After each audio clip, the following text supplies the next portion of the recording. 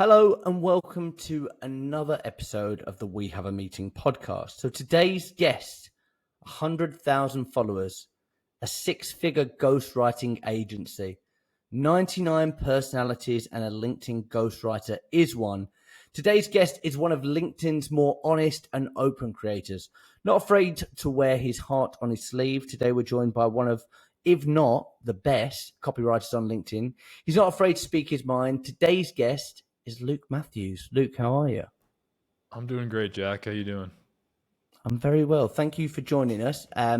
We've seen each other back and forth on LinkedIn. I think when I only joined the platform a couple of years ago, and you were one of those faces that I kept scrolling. Who is this guy? I don't get it. And now I know you. Now I really know Nobody you. gets it, man. It's like, why is this guy everywhere? I don't get it. They get it in the end. Yeah. But I'll ask this question the way that we start all of our podcasts. Who are you and what problem do you solve? Great question. So I am the first AI ghostwriter. I'm actually not human. This is just completely, no, I'm not. I knew it. My name is Luke. I'm originally from Canada. I started on social 2016 on Instagram, actually, believe it or not. Whole long boring rabbit trail, but I was a micro influencer in sustainable fashion. It's where I learned my strong selfie game that I brought over to LinkedIn.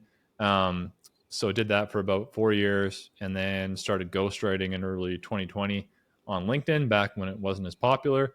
So started building my brand back then during COVID times and ramped up from there. Now I primarily focus on AI startups and newsletters is what I do best. It's about 80% of my LinkedIn ghostwriting agency clients. I also do clients on Twitter X as well. That's my main focus.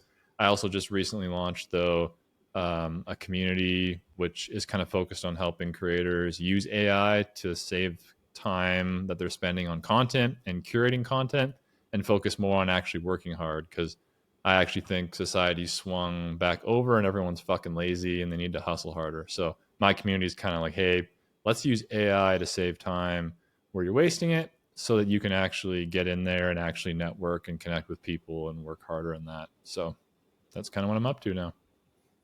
Interesting. And you're probably going to teach me something incredible today, because I've tried to get AI to write LinkedIn posts, and I try to think outside the box and be creative, and I spend a lot of time posting nonsense on LinkedIn. I've used AI and it has come up with the most useless dribble piece of shit I've ever seen. So how do you get AI to a point where you're like, shit, that's actually good? So for someone like you, like if I could sit in a room with you for an hour, I'd have you there and you'd save so much time because you're actually an incredible storyteller and you're very unique. So where it can help you is it can get you from the blank page to like 70% of the way there, meaning like the way it's formatted, the framework, and then you're so good at storytelling and editing that by the time you finish that last 20-30%, no one would ever know AI started it.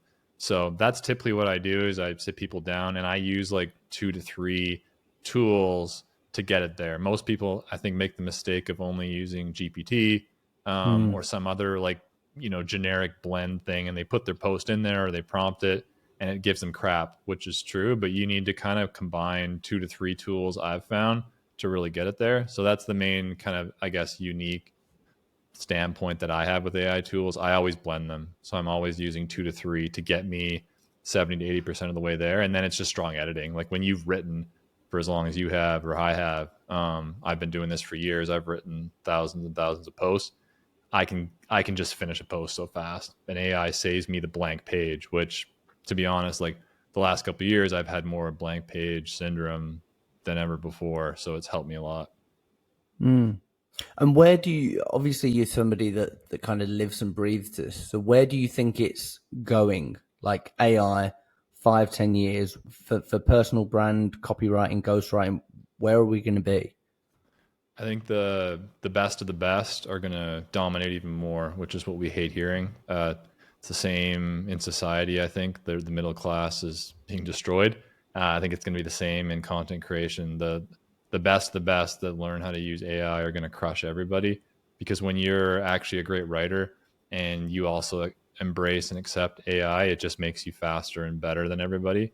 So that's where I see it going. I only see it getting better. Whether it will ever be 100%, as good as a human, we don't know. Like, stories have always dominated for humans, right? Since the cavemen, writing it on the wall, and that's storytelling isn't going anywhere. So could an AI actually have that kind of creativity? I'm skeptical, but I think it'll get really close. And I think a great storyteller who really understands AI is going to be unbeatable in personal branding for the next decade.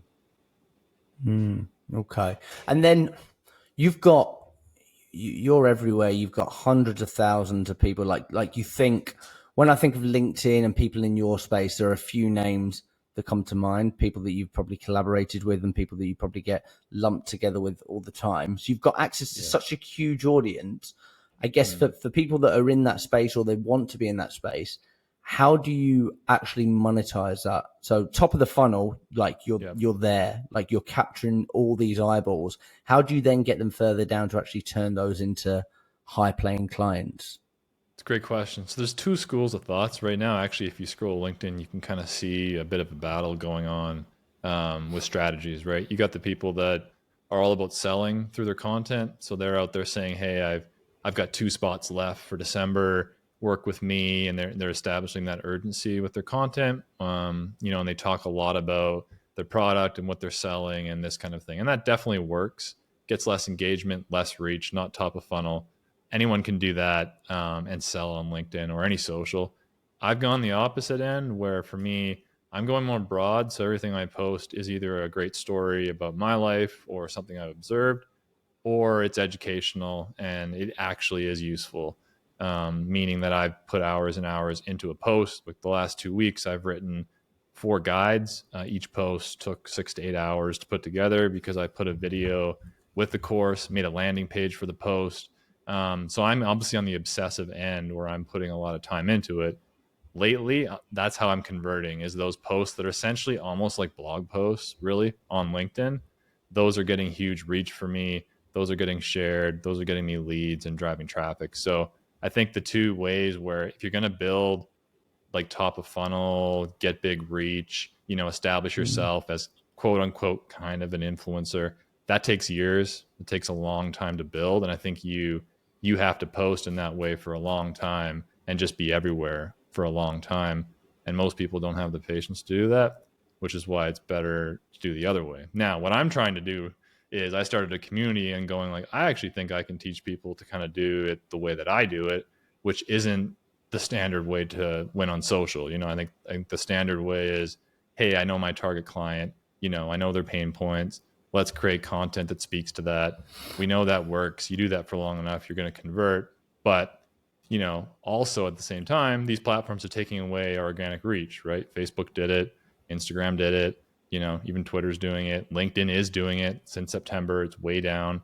So I think in order to last and not have to pay for ads, you're going to have to learn how to do top of funnel and convert from it. And so honestly, it's my current challenge. It's worked for me. I've converted it. How do I teach other people to do the same? And it's kind of an experiment. I can't really say for sure that it works for everybody until I've gone and tried to teach a ton of people to do it. So. Okay. And then one of the things that I always find a bit interesting is, obviously you're very heart on your sleeve, and you open up about like your vulnerability and things like that. Like, I always see it as great for engagement, and we know that. What pros and cons have you seen in terms of like the actual effect of business? Like, because I know that you post a lot about your vulnerability. It's more of like a bounce back story, but then for people that are vulnerable in that very moment posting about it, surely I think if someone was saying, I'm really vulnerable, I'm on the edge of a mental breakdown, I'd be like, do I want to go and give that person $5,000? Probably not. What are your thoughts? I think it's very tricky. I think, if I'm honest and look back, so for me, I've posted about it many times. The last year for me was very difficult. I walked through some things personally. I had some struggles with alcohol, would say I was basically an addict. I was drinking a bottle of whiskey every single day, driving around in my camper van in the Scottish Highlands. I was drunk on sales calls, man. I'm drunk on the feed, like everything. I was just out of it, didn't care, right? Now, it worked for me, I think partially because I'm very good at sales. I go to the extreme where it's a character, right? I think we have to talk about social media at like some people become a character where they're almost really not even a person. And in a way, by that point I'd spent 3 years on LinkedIn, hours and hours a day, man, like 6 to 8 hours a day for 3 years. Like people knew me even if they didn't engage. Like my face was everywhere. So by the time I got to this place where I started sharing, like, hey, I'm driving around in a camper van, I'm drinking whiskey, I'm doing this stuff, like more than most people would, I had kind of this credibility on the platform. People knew me as, oh, that's just Luke. He's kind of a bit unhinged, a bit over the top, but he's a good dude. And I'd also drop in like, hey, I'm a writer, I'm a ghostwriter. And I think when you're a writer, there's lots of famous writers that are a bit off in the head, if we're honest, a bit fucked. And it doesn't mean you can't do your job. It's just, oh, like this guy's a little bit off. But for me, it's look at his engagement. Well, I get big engagement. Here's my case studies. Look at my clients. Like, and I can prove that I'm good at the job.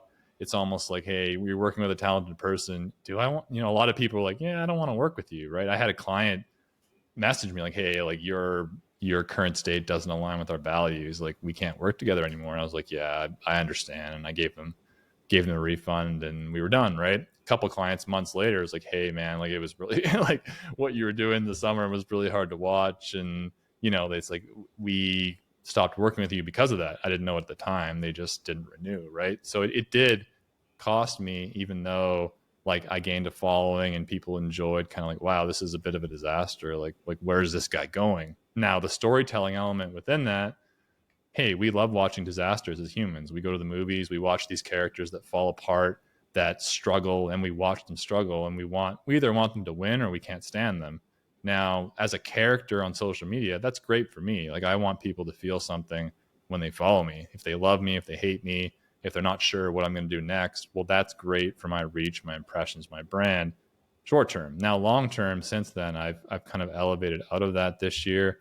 I'm sharing less from that place. I've stopped drinking. I'm almost 7 months sober now, working on my life, working on like, hey, where is that line between I am an edgy character, like I do share more than the normal person should, but do I necessarily want to go back to what I was doing in 2020 and the way I was sharing? No, I don't. I'm like evolving as a person, right, and growing out of that. So I guess the answer for the average person is like, I would say don't do what I did. Like don't go that extreme. Like don't share all your stuff on social, unless you're willing to just embrace like, hey, you're a character, you're not human anymore. Because the kind of DMs I got was like that. It's like people didn't really care about my struggle. They didn't know like, yeah, this is actually real. Like everyone just thought like, oh, it's just Luke. He's strong. He's just kind of like literally people just thought like, yeah, it's just Luke. He'll be fine. But I was literally struggling with like life and death, man. It was a really tough year. And I didn't care if I woke up. That's why I was like, yeah, fuck it. I don't care. I'm gonna drink and be drunk in all these calls, and I don't care. I'm still gonna convert, and I did. And I guess that's the problem with being good at your job too. You can you can like get away with bad character traits, and you're like, yeah, well, I'll get away with it. I'm like good at this stuff. So the average person shouldn't do it. And I just tell people like learn from what you see on the feed. And if you do want to test personal stories, you got to feel it out for yourself and push the line and see like, oh, like that felt a little bit too far. Maybe I shouldn't have shared that openly. Let's just rein that back in for the next post and just kind of test it out and see where you're at. But nowadays, like I don't do any of that. I've cleaned up what I do. So it sounds like there was definitely a point where the real Luke Matthews and the Luke Matthews from LinkedIn merged, and there was this character, and you weren't really sure who you was, who he was. So I break it down for me. So Sure. we all wear masks for different points and different times. So who is Luke Matthews on LinkedIn? What is his values? What's his character? And who is the real Luke Matthews? It's a good question. I don't think anyone's asked me in that way. I think looking back now, I use the 99 personalities thing, right? So I think the reason I use that as a ghostwriter, you have to tap into so many different like characters to really write well for your clients. I think there's a lot of ghostwriters that call themselves ghostwriters. They're more marketers. They're not really ghostwriters, right? They know how to market. They know how to write like one style of post. But to be a great ghostwriter, it's like acting. Like you need to actually become the person you're writing for. Like that's the best of the best. They do that. And the best of the best, we don't know them because they actually are ghosts. Like everyone we know are marketers more than ghostwriters. That's another point. But so I think like when I say 99 personalities, I use that, in a good way and in a bad way, where it's like that year, it was the complete unhinged personality that I have taken over. So yeah, just send it. I don't care. So was it a mask? I think it was more allowing a certain personality trait to dominate, right? Where it's like, I need to use this to get through this year. I know it's going to convert for me. I know it's going to build my brand, but it's not very balanced, right? It's not, I don't know. So to answer your question, who is the real Luke Matthews? I would say that's still the real me. I was just going through a tough time and let one side dominate. Now I've got the personality. It's just more in the comments. Like I share memes and funny things in the comments. I'll share the odd post that references that journey that I was on during that time of life and that kind of overcoming. I stopped drinking. I lost 30 pounds. I had burnt my agency down to 3 clients. I'm back up to 10 now. I got in shape, started working out. Like I said, I stopped drinking. So it's a weird transformation that I decided to do in front of the world instead of doing it behind the scenes. Like I think a lot of people crash and burn and they do it in private. I was like, yeah, let's just do this in front of everybody. And so mine was just like, I posted about it and then posted about my recovery and like everyone got to see it. And in a way it helped me. I think that I'm weird and that I need a big challenge to kind of keep going in life. So for me, it was like, oh, I talked about this. I better actually like live up to it and do it. So who is the real Luke Matthews? I think what you see in the feed is me. It's just selective. It's like I don't share everything still like anybody. I think I'm more open than many, but most of my real struggles I don't put on the feed. I won't say like, hey, today I woke up and I was super depressed and this person called me and this happened. Like I don't do that stuff. It's more of, hey, I'll share a story about how I overcame a dark time, or I'll share like a current, like, bam, I'm picking a headline and putting like, I'm currently struggling with this, but yeah, I still pick and choose like anybody. So didn't really answer your question. I guess I'm just thinking out loud. It's good. It's good. This is what it should feel like, a therapy session, Luke. It did. So it's interesting because it's a good question. I feel like there are certain.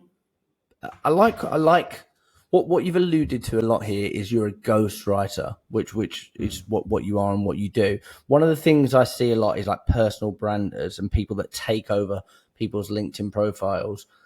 I see a lot of it in the space, and I could, if it was a game and my life depended on it, I reckon I could do it. I reckon I could go, I reckon this person wrote those posts. It's the same format, the same kind of picture, and it's just like, give it a rest. Do you know what I mean? It gets to a point like, so, and I think a bit of a compliment for you is like, I wouldn't know what a Luke Matthews client looks like, which is a good thing.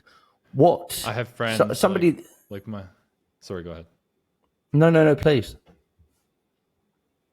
Well, I take that as a compliment. I actually have one of my good friends, Laura Acosta, said the same thing. It's like, I have no idea who your clients would be, but I could pick out other people's clients. I know because they have patterns in the way that they write.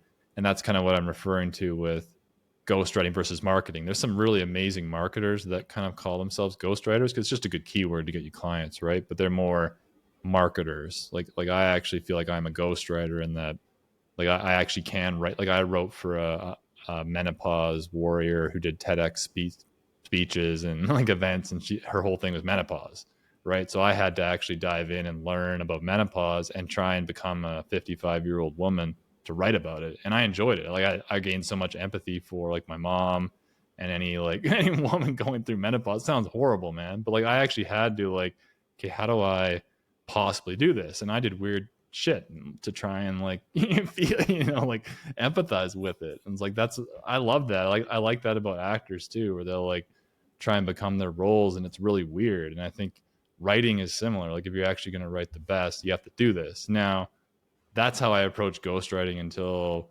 the last 6 months where I went, well, I also want to make money now. So maybe I shouldn't take like all these unique clients.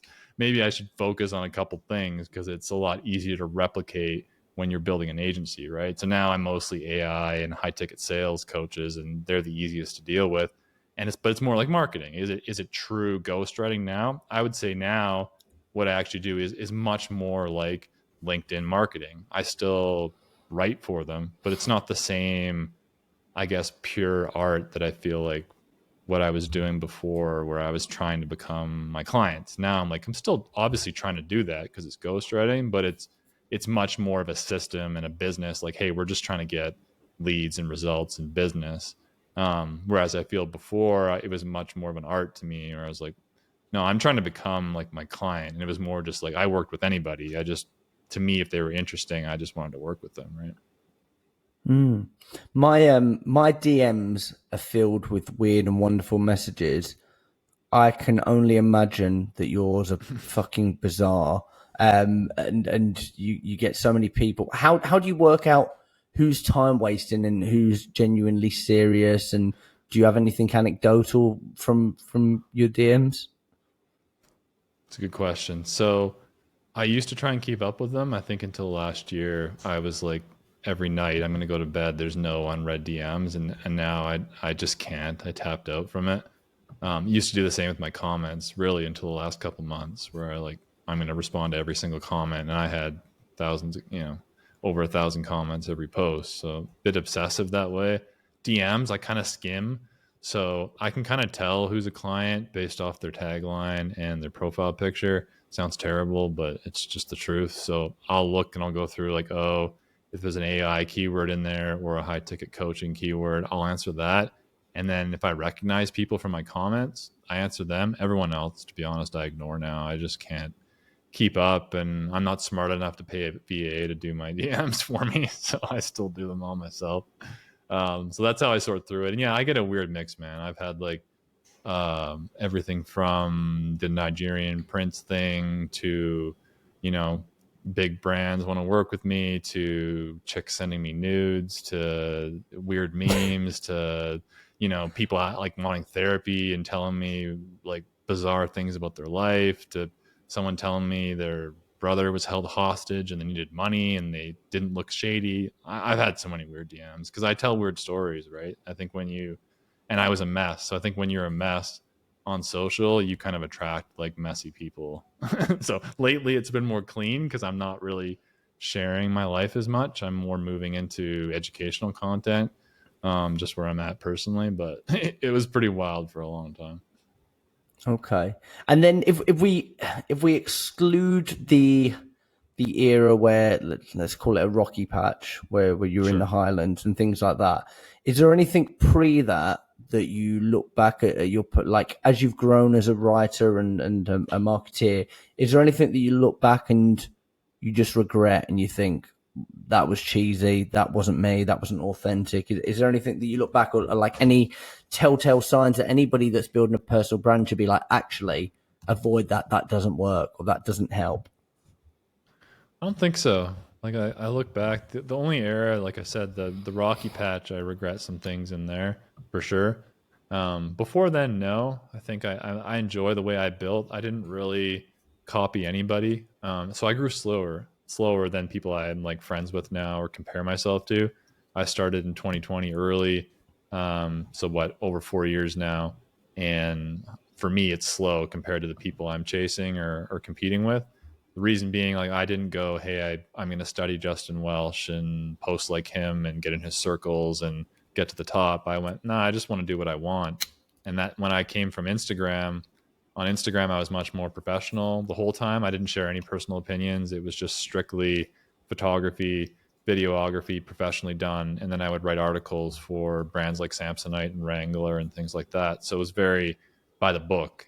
When I came to LinkedIn, I didn't really need work. So I just want to say what I want and tell stories. And so I actually kind of enjoy the whole journey I've been on because I didn't really need work. I just said what I wanted, did what I wanted, and I wouldn't take that back. The only things that I regret were kind of during the Rocky Patch. Really, probably overshared a bit, and it wasn't perfect, but The only thing I would say avoid is like don't do a free community. I did a free community on Discord for like a year and a half, and it took so much of my time, and I got zero ROI from it. I gave away pizza every single Monday, man. I'd host a meme contest called Meme Monday. It was a lot of fun, granted, but I gave away so much free pizza on LinkedIn, like those 2 years in Discord and on LinkedIn. It was wild. But no return on investment. I mean, I guess like if you're gonna say over the long term, I do think people remember, like, like when you give and you're just like, I would literally host gift power rankings every Friday, where like we used to post gift style posts on LinkedIn and they'd use a hashtag gift power rankings. I would go through and I would find the top 5 people that posted using that hashtag. I'd make a carousel and then I'd go live on Friday and I'd rank their posts and rip them, and then I'd give the winner a pizza and bring them on a live. And I did that for like over a year.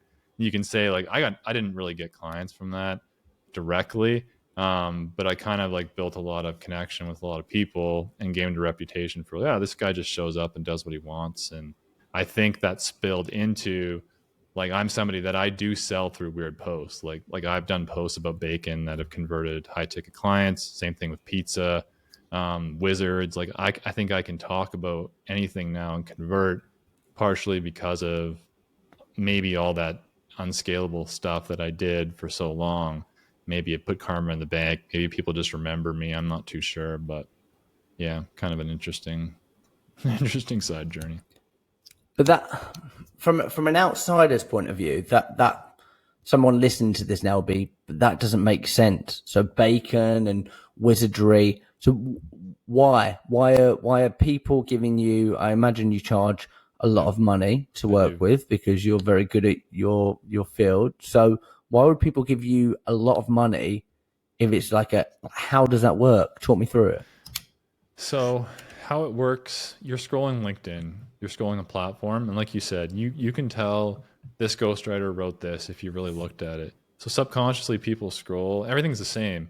You got the Twitter screenshot style, you got the nice carousel, everyone's fighting to be the best salesperson, the best ghostwriter, the best marketer.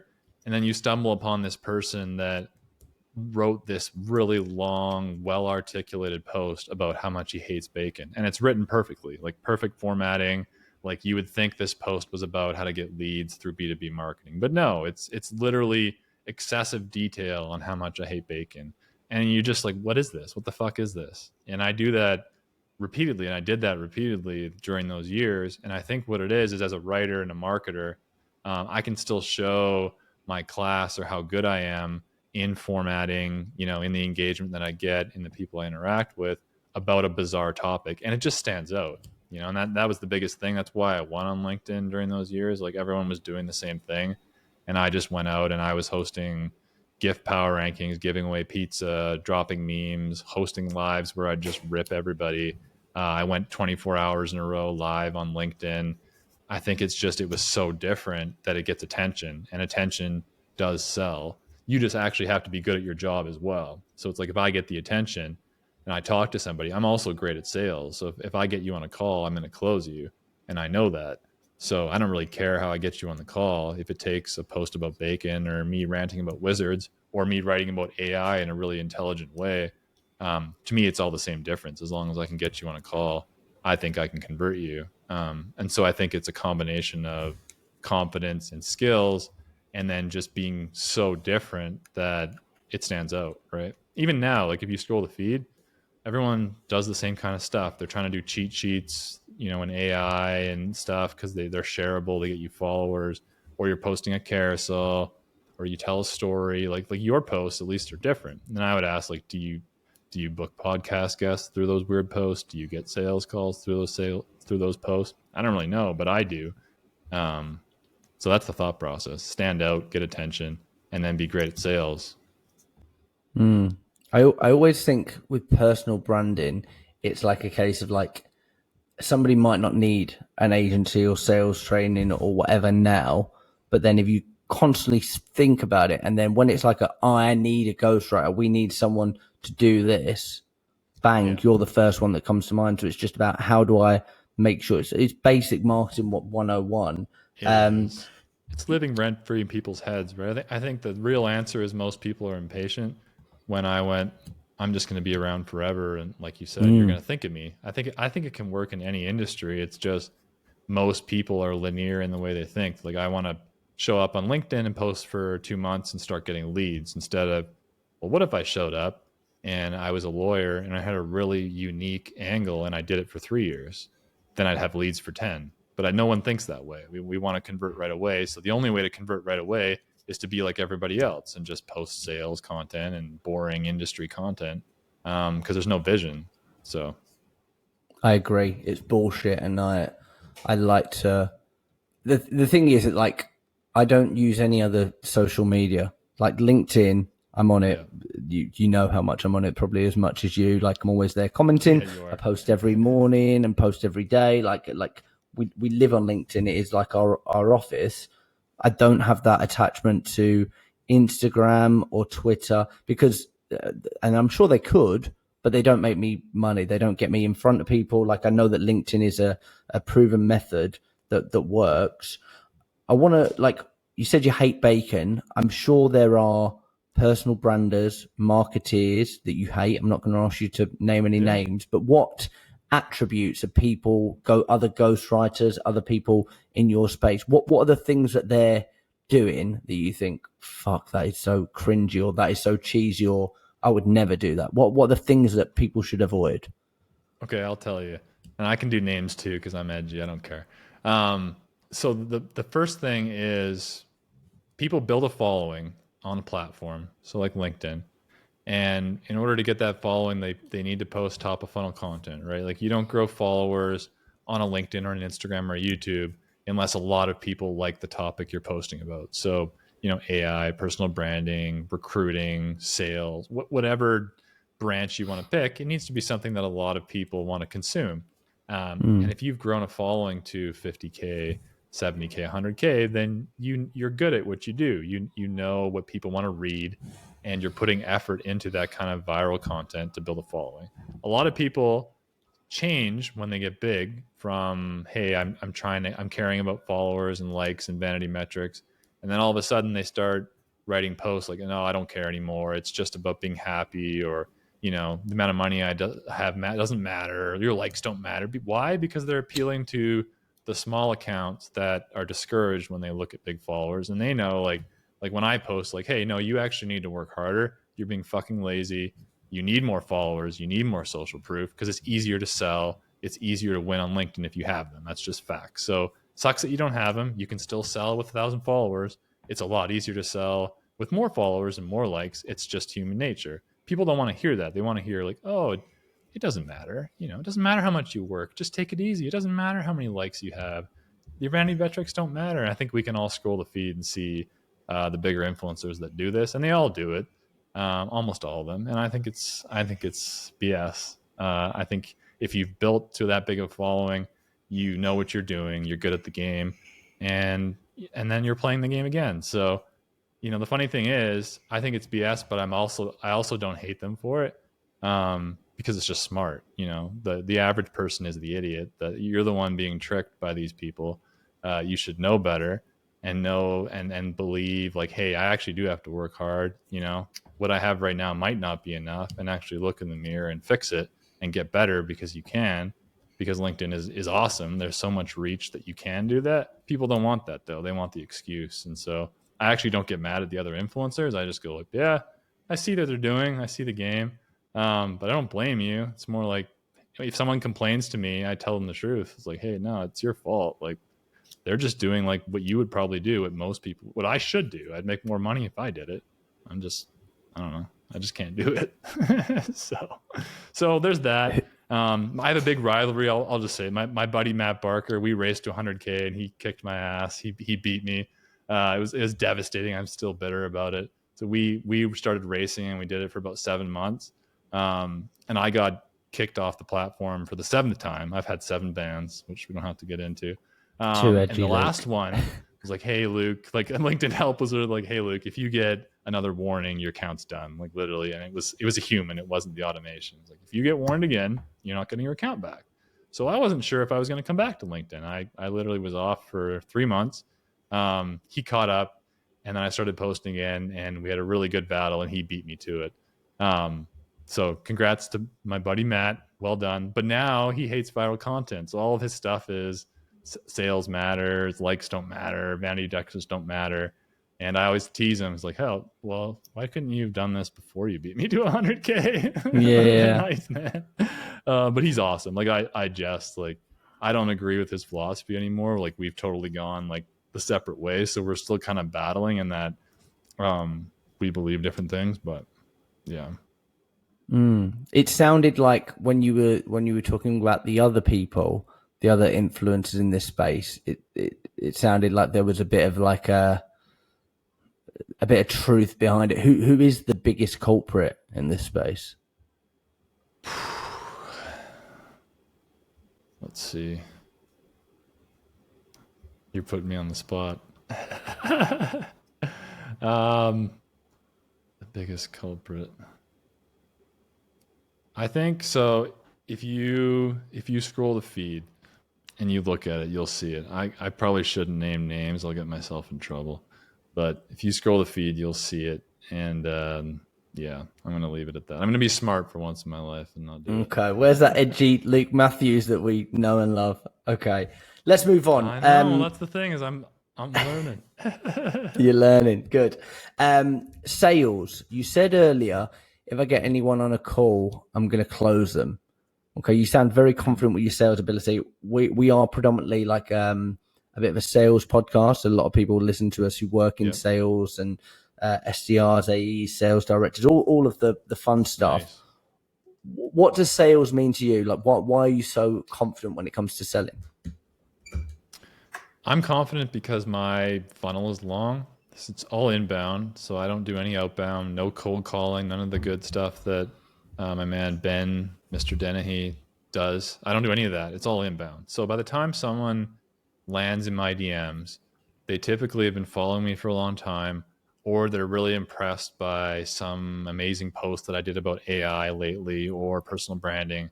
So I know I'm way ahead because A, you've either followed me for a long time, you like what I do, or B, you're impressed by my engagement, the way that I write, whatever I'm doing. So I'm always on the offensive. I got a leg up. So it's not hard for me to take that to a call. And then when I'm on a call, I guess it's just swagger. Like when you're good at sales, you know, if I get you on a call, I think I can close you. Now, whether I do every one or not, I don't. I'm just good at it. So is there a philosophy to it, a method? Probably, but I've never taken any of those courses. I've never really worked on my sales game. I just find that if I get someone on a call that I want to close, I close them. And if I don't want to close them, then I just shut the call down. So, you know, I save myself a lot of time. I reject a lot of people. I probably reject like 80 to 90% of the inbound leads that request to work with me because I got a form and everything. So I guess I just really qualify. So by the time it's out of thousands and thousands of people that see my post, the ones that actually come into my DMs to get through, you know, my qualifications to actually hop on a call, it's like, it's so narrow. And I kind of know who that person is, the way they work, the way they function, that I just think I can convert them.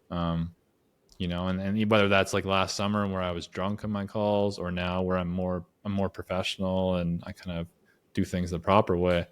It's just having done it for long enough and knowing the person that's hopping on the call and what their pain point is, that, and not really caring about the outcome. I guess maybe all your sales people can relate with that. Like I really don't give a fuck if I close anymore. I just show up and I'm just talking to somebody. So I don't try. I just expect it, and if it doesn't happen, I'm surprised. Can I challenge you on something, Luke? You can. I was waiting. It's been what, an hour? I'm very tame. You're so polite. It's like, is there an argument to be made that because of your brand and the fact that they've come in from inbound, they've already decided that they want to work with you and there is no selling actually involved? Could be. I will say though, it could be, but my kind of retort would be, I don't promise numbers.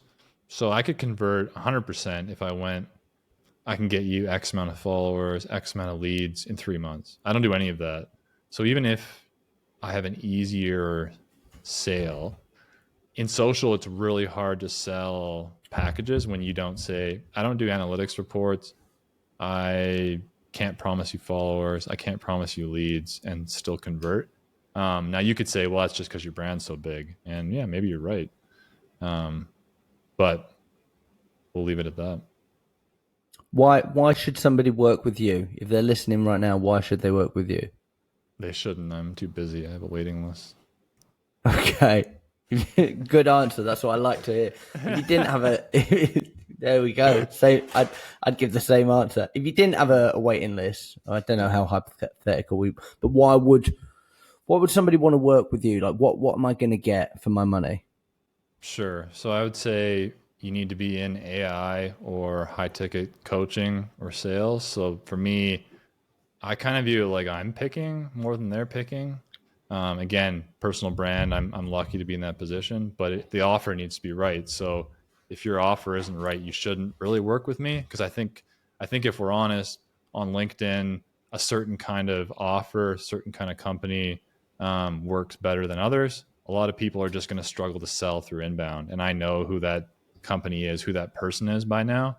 So most people listening shouldn't work with me because they either don't have the personal brand to sell the way that I know how to sell, or B, their offer isn't a good offer and I don't want to put the effort in to try and sell it, or C, they're just not in the right space for inbound marketing and selling. So again, that's not really much of a pitch. It's just more of a reality. I think most offers and most companies are really difficult to sell through inbound, and we'd be better off doing, paying for ads or doing another platform. And that's just from what I do. Like, the methods that I know work for certain pitches, certain companies, certain founders, and they don't work for a lot of companies, a lot of founders. What's next for Luke Matthews? Like 5, 10, 15, 20 years? In 20 years, am I going to see you screaming No. woo on my posts on LinkedIn or? You won't see me. No. My goal is to make enough money and get facial surgery, change my name, and no one will ever know where I am. Why? Um, I only do social for money, really. So to me, I was in construction, so I loved working with my hands. Even last summer, like, I bought the camper van and renovated it myself, and I really enjoy that kind of work. The problem is you're stuck to one location and you don't make a lot of money in construction. So I kind of shifted it to, I wanted to be online. I wanted the freedom to work from anywhere, to get multiple passports and live in multiple places. So for me, that meant finding an online job. Tried a bunch of things and found that I'm a good writer and good at marketing. But I wouldn't say, like, at the end of the day, I go, oh, I feel like I won today, or I feel like satisfied with what I do. I felt way more satisfied at the end of a day building a house than I do marketing. And that's just being honest. I think I'm better at marketing, which is great for me, makes more money. I do still enjoy it. Like, I love trying to figure out how to sell for somebody, how to craft a post that actually works. Like, I love all that, but like, job satisfaction wise, at the end of the day, I don't really feel like I'm making a difference or it's that important. It's just, it is what it is. It makes money. I'm good at it. So I think for that reason, I wouldn't be sad to move on to something else. And then the whole idea of being known at scale, like, I've never wanted to be like internet famous or an influencer in a small way, because it's obviously just LinkedIn. But I would never want to be Mr. Beast or any of these big people. And if I did, again, it would just be to exit. Like, I would just want to make money, disappear, change my name, and be done. And that's just me. Like, I don't really enjoy the attention. I'm just good at it, and I find a way to make it work to make money, right? So currently speaking, at least that's how I feel. Who knows if it'll be that way in a year or 2 years. Currently, that's kind of in my plan. As far as 5 to 10 year plan, man, I'll be honest, until the last couple months, I barely knew where I was going to sleep, like, in a week. That whole year, 2022, like, I slept in, the camper van, in warehouses, on a couch, and luxury hotels, pop hotels. Like, it was just a mix of everything. And I think now that I've moved to South America here and got set up, I feel good about being here, and I can't really think beyond just staying on the straight and narrow and building my agency and and trying not to drink and trying to be healthy. So like that's where I'm at right now. It's not the best One day long-term at a vision, time. but that's the real answer. I find it so hard to believe, but you are coming across as transparent and honest. I find it so hard to believe that it's just for the money. Like there's not that the game that you're in. There's not a level of validation or acceptance that you feel and you thrive off. It is purely You know what's just beyond it? I will say, so it is money, but I do think like I treated LinkedIn like a diary. Like I know you're not even supposed to do that. Like I would say now I don't like that I did that, but when I joined from Instagram, I didn't need the money. Instagram was going really well when I joined LinkedIn.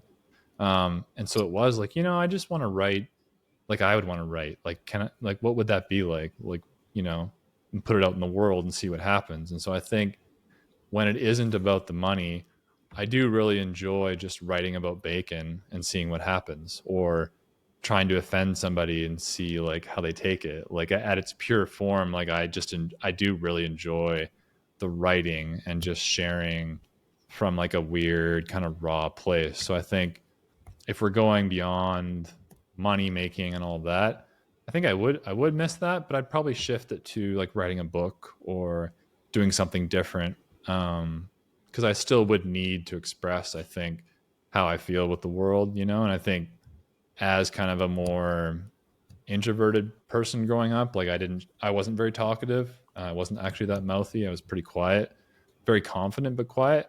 And so I think writings allowed me to like express feelings to people, or learn how to communicate with the world and try and be normal in a sense, even though it's not normal the way that I write.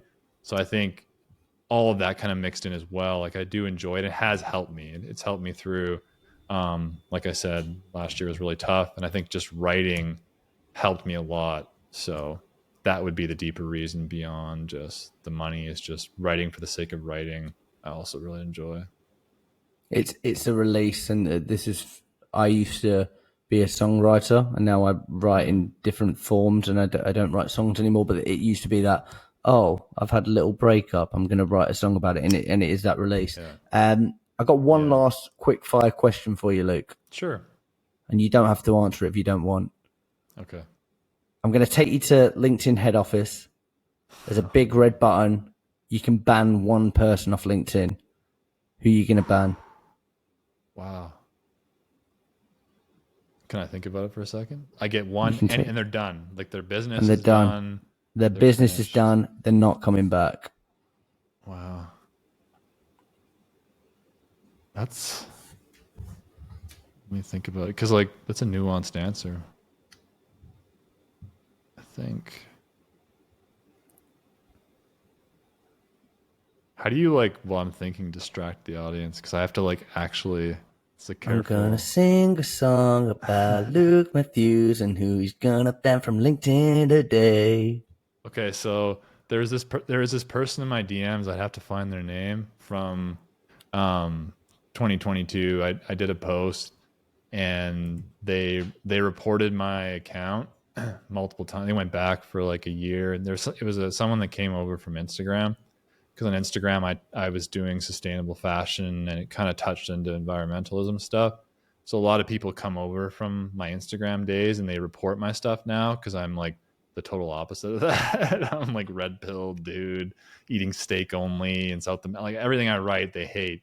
And so a lot of them will DM me and say, "Hey, I've reported your posts. Like, who are you?" And so it was more common back then.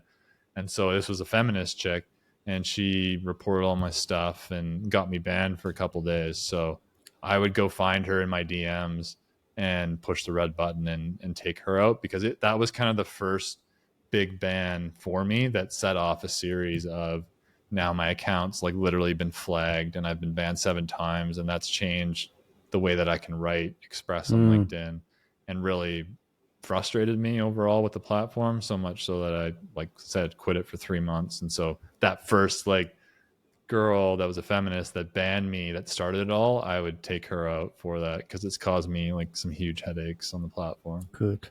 LinkedIn, if you're listening, find that woman and get rid. Typically at the end, we say, like, if people want to work with you or find you, where we can find you. I'm sure that everyone listening to this podcast knows who you are, where you are, and if they don't, I'm sure they'll click on LinkedIn after this and they'll see your face popping up. But if that isn't the case and they want to find you, where can they find you? How can they work with you? So LinkedIn, obviously, like you said, go on there, you'll find me. I'm also working on my YouTube next year, so I've hired an editor. My goal is to get to 15K subscribers by the end of the year. I'm at about 1K right now, so there'll be a lot of tutorials on how to use AI with content creation specifically. So kind of nerdier stuff. It's not really going to be entertaining. So if you're into trying to figure out how to actually use these tools, like I said, to actually make your whole process faster, that's kind of going to be the theme of the channel. So you can find me there. Like I said, I also launched a new community that in January I'll be talking more about. So that, again, that'll be on my LinkedIn and my YouTube. You can find it there. Good stuff. Thank you for being so open and honest. I've enjoyed this conversation. Thank you, Luke. Yeah, you too, Jack. Nice chatting with you finally.